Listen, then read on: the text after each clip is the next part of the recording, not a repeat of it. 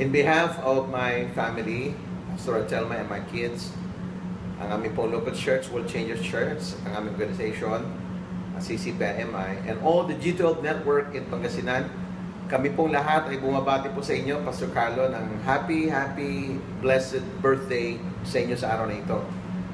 Nagpapasalamat po kami sa Panginoon dahil kayo po ay naging ehemplo at naging halimbawa at naging pagpapala po sa amin dito po sa ating pong probinsya ng Pangasinan, especially with my family.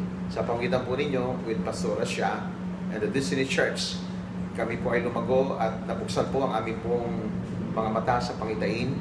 At nagpapasalamat po kami dahil nga po marami na hong mga nabago ang aming family at lahat po ng aming pong mga nasasangkupan. So muli, kami po ay bumabati, maligayang kaarawan sa inyo po.